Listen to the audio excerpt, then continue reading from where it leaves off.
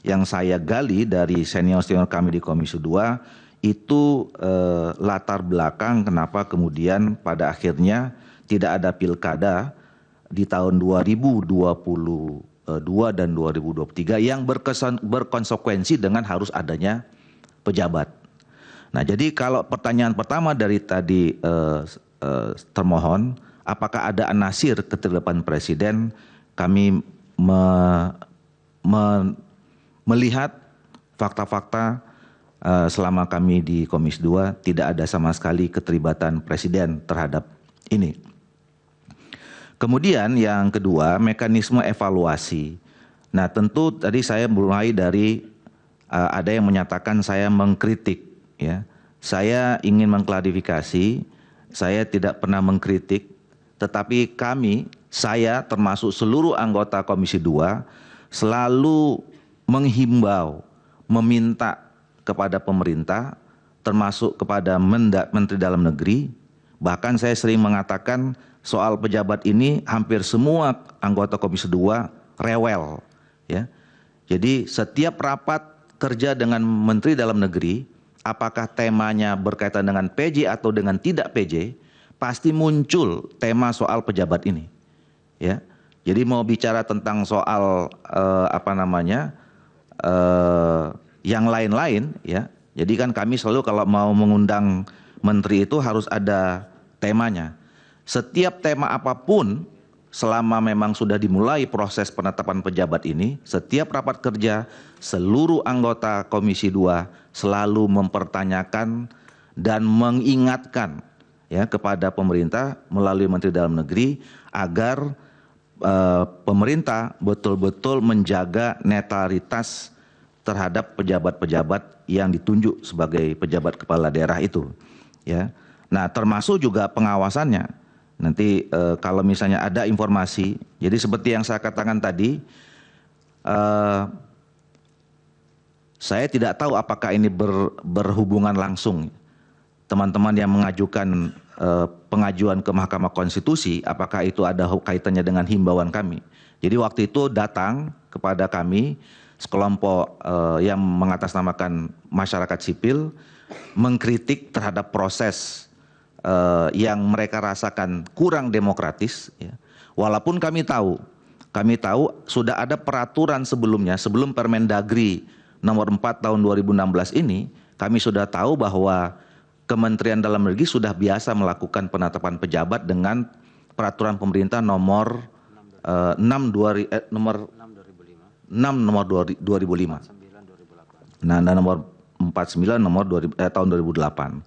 Nah, itu juga kami sampaikan langsung ke dalam rapat kerja kepada Menteri Dalam Negeri untuk ditindaklanjuti. Dan kemudian sekali lagi, apakah itu berkonsekuensi logis? Kawan-kawan yang mengadu ke Komisi 2 itu langsung mengajukan ke Mahkamah Konstitusi, akhirnya Mahkamah Konstitusi pun memutuskan melalui keputusan nomor 15 garis miring PPU strip 20 Romawi 2022 itu, yang kemudian ditindaklanjuti oleh Kementerian Dalam Negeri dengan peraturan Menteri Dalam Negeri nomor 4 tahun 2023. Nah, jadi sebetulnya kami di Komisi 2 sudah sangat sering, ya, melakukan pengawasan, mengingatkan, memberikan rambu-rambu supaya memang pejabat-pejabat daerah ini tidak harus sesuai dengan tupoksinya dalam melaksanakan pelanjutan pembangunan dari bupati kepala-kepala daerah sebelumnya yang terpilih secara definitif. Kemudian berkaitan dengan, ya, walaupun tidak ada, ya, saya hadir di sini karena diminta sebagai saksi fakta berkaitan dengan soal penetapan pejabat kepala daerah. Karena tadi ditanyakan soal KPU dan Bawaslu, saya ingin menyampaikan bahwa kami di Komisi 2 melaksanakan proses seleksi pemilihan penyelenggara pemilu itu sesuai dengan peraturan perundang-undan yang berlaku, termasuk sikap yang independen. Jadi tidak benar kalau ada yang menginformasikan atau mensinyalir bahwa sebelum ditetapkan sudah ada nama-nama beredar dari A, dari B, dan segala macam. Kami menerima nama-nama itu dari tim sel yang 13 itu, dan sebelum dan tim sel itu dibentuk oleh pemerintah, dan saya kira bisa dicek nanti satu-satunya DPR atau komisi yang mengundang tim sel yang dibentuk oleh pemerintah untuk meminta kejelasan independensinya itu Komisi 2. Jadi kami pernah mengundang tim sel secara khusus sebelum mereka melakukan seleksi. Kami pengen tahu apa agenda-agendanya, dan kami memberikan saran supaya memang itu dilangsungkan secara transparan, objektif, dan tidak ada intervensi atau independen. Kita menjaga independensi tim sel dan seterusnya. Masuk ke Komisi 2, kami juga melakukan fit and proper test sampai bermalam-malam, ya. Dan kemudian kami pun dalam proses pemilihannya juga itu hampir 2 malam. Terpilih penyelenggara itu waktu itu kira-kira jam 3 pagi, Pak. Ya, jadi saya bisa menyampaikan dan karena saya yang memimpin langsung, saya menyatakan bahwa teman-teman penyelenggara yang terpilih itu dengan proses yang betul-betul selektif dan tidak seperti yang tadi diduga apa yang disampaikan itu. Kemudian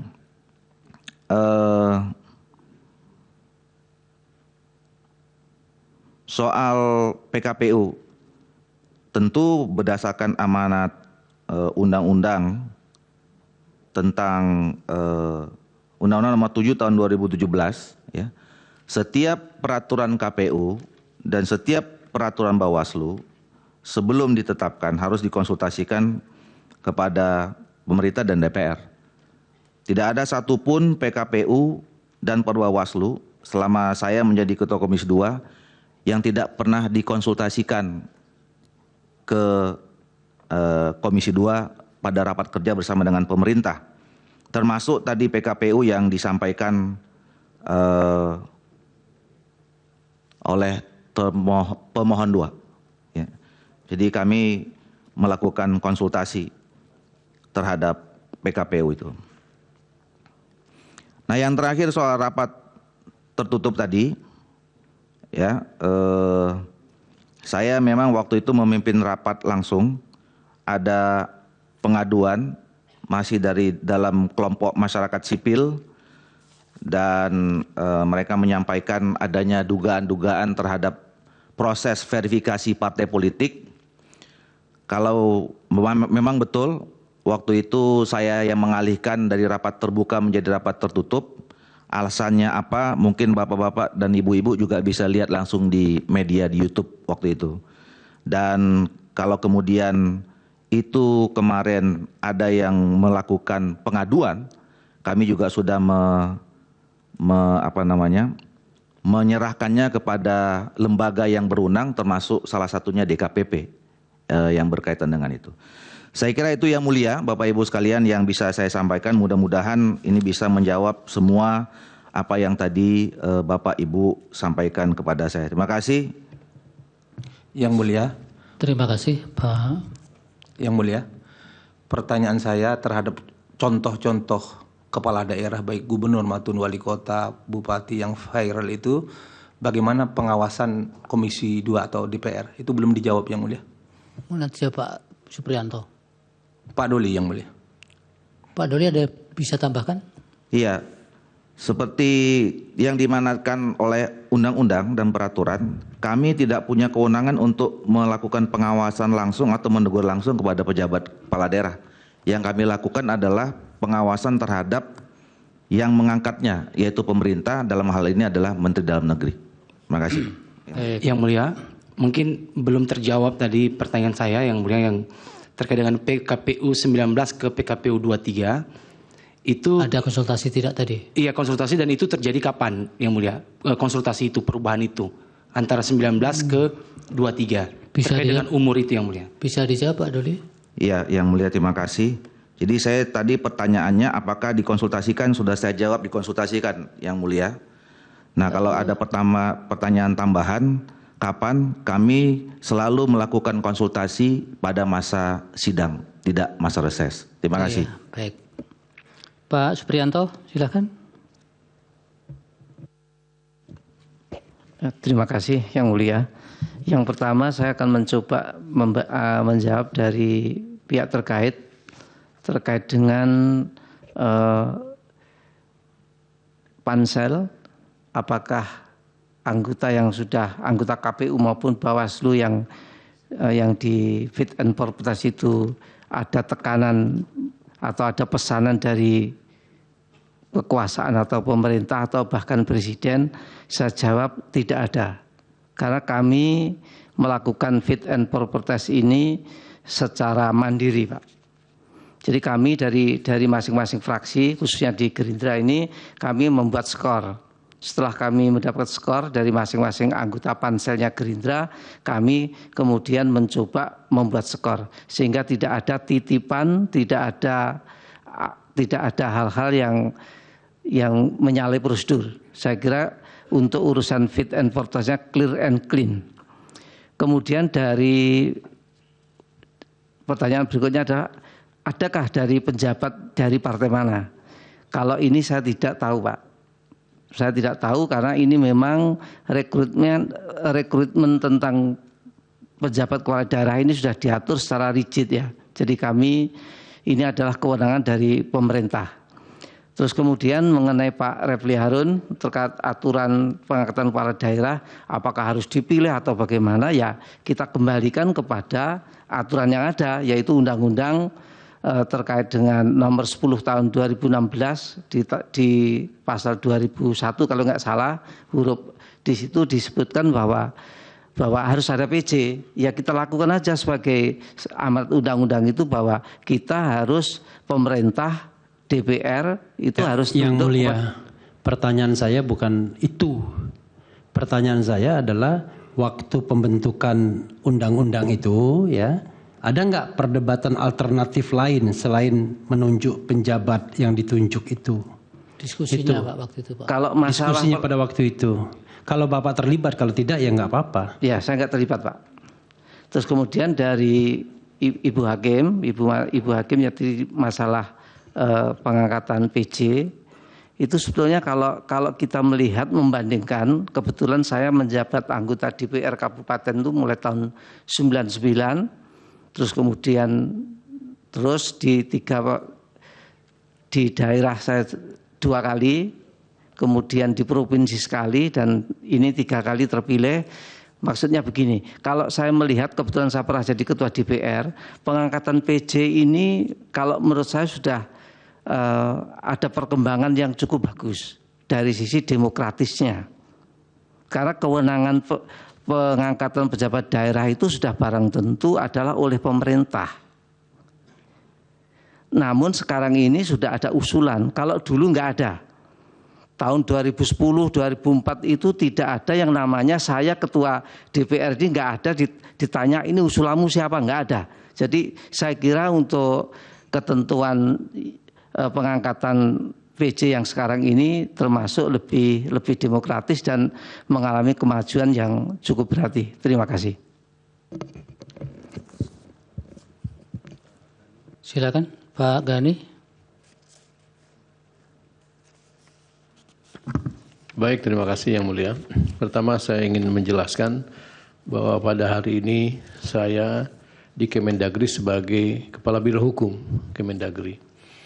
Dan sekaligus juga saya sampaikan bahwa kehadiran saya sebagai saksi di sini adalah berdasarkan atas surat permintaan dari TKN ini kepada Kemendagri, dan saya ditugaskan oleh Kemendagri untuk hadir menjadi saksi pada hari ini.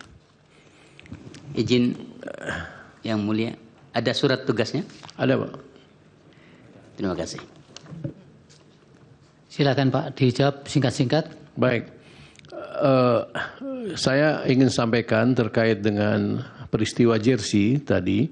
Betul, memang ada peristiwa Jersey di Kota Bekasi, dan saya sudah dipanggil oleh Bawaslu Kota Bekasi, dan saya sudah diperiksa di bawah sumpah oleh Bawaslu Kota Bekasi beserta beberapa camat dan beberapa pejabat eselon 2. Dari hasil pemeriksaan Bawaslu Kota Bekasi itu putusannya tidak ditemukan pelanggaran.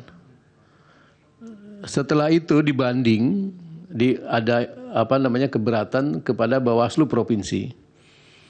Nah, kami tidak diperiksa lagi oleh Bawaslu Provinsi, tetapi ada hasil pemeriksaan bahwa di situ ada pelanggaran undang-undang lain. Terus disampaikan kepada Kasan untuk memutuskan. Kalau tidak ada izin ditayangkan, yang ditayangkan. Izin nanti Yang Mulia menayangkan foto-foto bukti bahwa itu tidak semua nomor 2 yang kami lakukan itu ini nanti. Siapa yang menayangkan? Kami tadi memberikan. Untuk mengkantor tadi. Iya, Pak. Ya sudah cukup. Tadi ada banyak nomor. Siap. Terus kejadian di stadion tadi juga ada pidato singkat saya. Ini pertandingan persahabatan untuk kami ingin dekat dengan para camat, Pak. Jadi pada saat pertandingan persahabatan itu ada 12 kecamatan bertanding, Liga Besti kami sebutkan di situ. Terus kami bermain dengan BJB. Nah di situ setelah kami bermain dengan BJB terus pembukaan. Nah pembukaan diletakkan kaos di situ, masih di dalam plastik. Tapi ini kan eventnya berbeda Pak dengan yang dua Pak. Semua tadi. Sama Pak, di dalam bisa satu tempat. Bisa disandingkan miliknya pemohon dengan. Sama Pak, kaosnya, warnanya, itu kan yang lagi pembukaan. Ya, coba disandingkan Pak. Siap.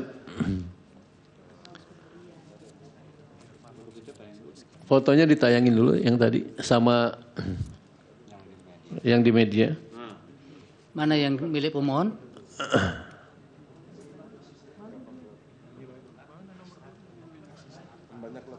Nah ini.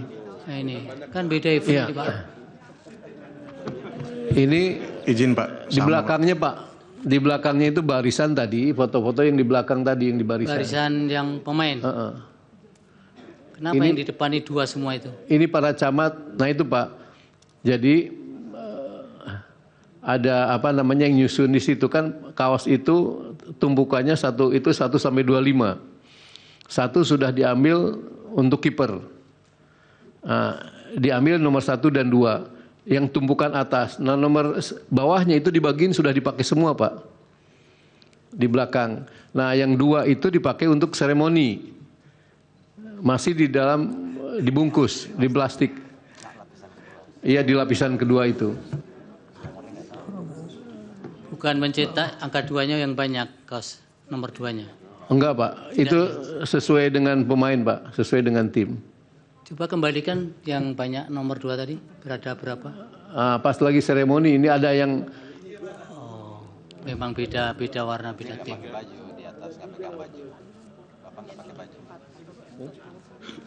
saya juga pakai nomor 9 Pak di situ Pak. Iya, nanti dari pihak terkait, melalui pihak terkait yang ini ditambahkan jadi bukti dan pemohon juga ditambahkan jadi bukti. Biar kami pertimbangkan nanti. Lanjut Pak PJ Wali Kota. Iya Pak. Jadi kami Pak di situ para pejabat itu juga Ditutup gambarnya sudah? menggunakan nomor 9 Pak. Lanjut pertanyaan apakah Presiden pernah ke Bekasi? Sampai dengan tanggal 14 Februari pemilu, Presiden tidak ke Bekasi Pak selama saya menjabat. Tetapi pada tanggal 16, 2 hari setelah pemilu, Presiden berkunjung ke Bekasi. Dan itu saya pun selaku PJ Wali Kota kaget karena baru diberitahukan oleh protokol istana jam 7 malam. Jadi kami mempersiapkan malam-malam itu karena yang menunjuk tempat itu semua dari istana. Bapak Presiden berkunjung ke Bekasi. Terus kaitan dengan pertanyaan proses pengangkatan PJ. Nah ini tadi sudah sebetulnya dijelaskan oleh saksi Pak Andi Batara. Pertanyaan di sini Bupati yang jadi PJ dari unsur partai. Nah, ini tentunya tidak ada Pak. Karena kan syaratnya harus ASN yang lagi menjabat JPT Pratama. Selanjutnya terkait dengan netralitas, saya dihadirkan sebagai ini tadi karena ada permintaan dan saya ditugaskan. Terus apakah ada aturan yang mengatur PJ bisa bersaksi? Nah ini saya tidak mengetahui, tetapi saya prinsipnya ada permintaan dan saya ditugaskan. Terus apa ada laporan ke Bawaslu? Nah betul ada laporan tadi saya juga sudah sampaikan ada laporan ke Bawaslu dan kami sudah diperiksa semuanya di bawah sumpah. Dan kami sudah menjelaskan dan sampai akhirnya putusan KSN itu kami tidak. Jelajahi cara baru mendapatkan informasi. Download Metro TV Extend sekarang.